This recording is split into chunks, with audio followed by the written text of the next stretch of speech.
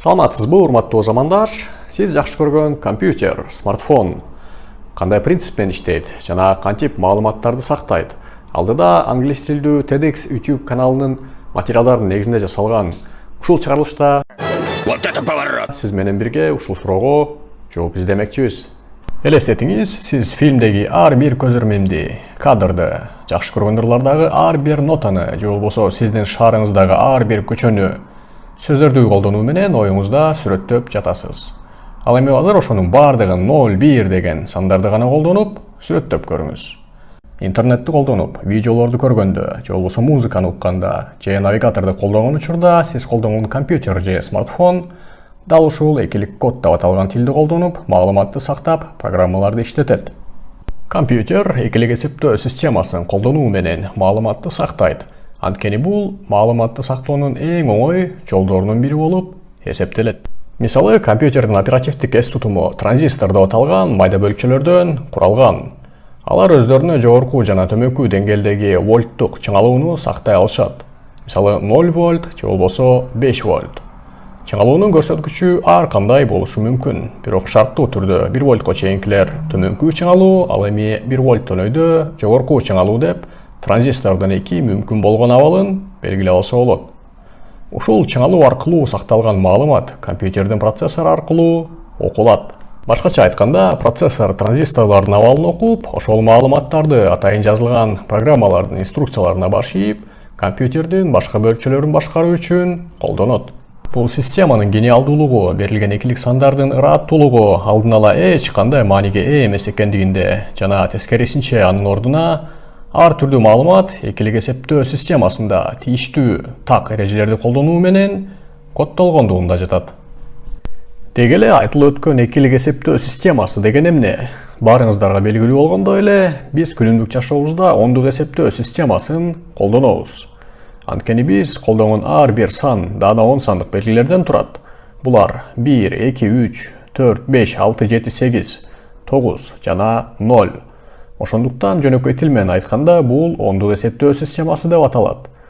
Ондук эсептөө системасындагыдай эле эки сандын жардамы менен биз ар кандай комбинацияларды колдонуп, көптөгөн сандарды белгилесек болот. Ал экилик эсептөө системасы деп аталат жана анын жардамы менен биз колдонуп жүргөн сандар төмөнгүчө белгиленет. Мисалы, ондук эсептөө системасындагы 1 саны бул экилик системада 1, ал эми 2 болсо 1, 0, 3 болсо 1, 1 жана ушундай сыяктуу болуп уланып кете берет. Экилик эсептөө системасынын жардамы менен тамгаларды дагы белгилесе болот. Ал үчүн атайын кодировка колдонулуп, кандайдыр бир экилик сан бир тамгага которулат. Мисалы, ошондой кодировкалардын бири бул UTF-8. UTF-8 форматына ылайык ар бир 8 орундуу бит деп аталган экилик сан кандайдыр латын тамгасын, ондук санды же болбосо символду белгилейт. Мисалы, таблицада көрсөтүлгөндөй латындын Т тамгасына 01, 01, 01, 00 экилик саны UTF форматы боюнча туура келет. Эгер мурунку түшүндүрмөнү жакшылап байкаган болсоңуз, аталган экилик код 84 санына барабар болчу. Эми компьютер ал экилик сан 84-түү же латындын Т тамгасын билдиргенин кантип биле алат? Ооба, биз ал кодду карап туруп эле анын чыныгы маанисин, ал эмнени түшүндүрөөрүн толук айта албайбыз. Бул мисалы да деген сөздүн маанисин түшүндүрүп бергендей десек болот. Анткени да сөзү кайсыл тил жөнүндө сөз болуп жаткандыгына жараша кандайдыр бир мааниге ээ. Тактап айтканда, да сөзү испан, орус жана англис тилдеринде ар кайсы мааниге ээ. Ошондуктан бир нерсенин маанисин түшүнүш үчүн анын контекстин билишибиз зарыл.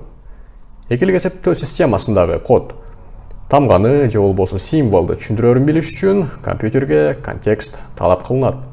Жана компьютер ушундай маалыматты ар кандай кодировкалар аркылуу же башка жолдор менен биле алат. Экилик код бир гана тамга, сандарды жана символдорду белгилөө үчүн колдонулбастан, мындан дагы татаалыраак маалыматтарды белгилөө үчүн колдонулат. Мисалы, сиз көрүп жаткан ушул видеонун ар бир кадры же болбосо кандайдыр бир түстүү сүрөт 100 миңдеген пикселдерден турат. Түстүү сүрөттөрдө ар бир пиксель 3 экилик коддун ырааттуулугу менен белгиленет. Алар 3 негизги болгон көк, кызыл жана жашыл түстөрдү белгилейт. Ар бир экилик код бир санды түшүндүрөт. Ал сандар болсо негизги түстөрдүн абалын белгилейт. Ушул түс жөнүндөгү маалыматты видео драйвер окуйт дагы, анын кандай түс экендигин түшүнүп, экранда жайгашкан миллиондогон суюк кристаллдарга тийиштүү сигнал жөнөтөт. Ошентип экранда сүрөттү көрсөтүүгө керек болгон миллиондогон пикселдер тийиштүү түскө боелот. Бул видеонун үнү дагы экилик форматта импульстук коддук модуляция деген техниканы колдонуу аркылуу сакталган. Үзгүлтүксүз үндөр ар бир миллисекунда сайын үндүн жардамы менен пайда болгон термелүүнүн амплитудасын окуп алып, аны санариптештирет. Ал амплитудалар экилик форматтагы ыраттуулукка сакталат. Компьютердин аудио программасы кандайдыр аудиону ойнотуп жатканда, жогорудагы сакталган экилик эсептөө системасындагы амплитудалардын абалын үн чыгаргычтагы катушкалардын кандай термеле тургандыгын аныктайт дагы, жана ал аркылуу биз аудиону өз кулагыбыз менен уга алабыз. Бул маалыматтын бардыгын сакташ үчүн миллиарддаган биттер талап кылынат. Мунун баарын билип алгандан кийин төмөндөгүдөй суроо пайда болушу мүмкүн. Экилик эсептөө системасында иштеген компьютерлерден башка типтеги компьютерлердеги барбы же экилик форматтагы компьютерлерге альтернатива такыр жокпу? Бул сөзсүз түрдө андай эмес. Ушул суроого жооп издөө үчүн буга чейин атайын изилдөөлөр жүргүзүлгөн. Ага ылайык үчтүк эсептөө системасында иштеп, үч түрдүү абалды тескеп иштей ала турган компьютерлердин жана эки абалды бир убакта тескей ала турган кванттык компьютерлерди иштеп чыгуу мүмкүн экендиги белгилүү болгон. Бирок аталган типтеги компьютерлерде физикалык жактан маалыматты сактоо кыйынга тургандыктан, алар азырынча колдонулбай келет. Ошондуктан сиз угуп жаткан, көрүп жаткан маалыматтын бардыгы экилик форматта эки абалды тескөөнүн жардамы менен сакталып, компьютер тараптан иштелип келет.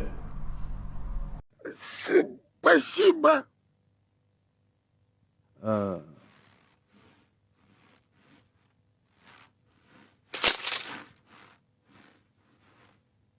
Ты заходи, если что.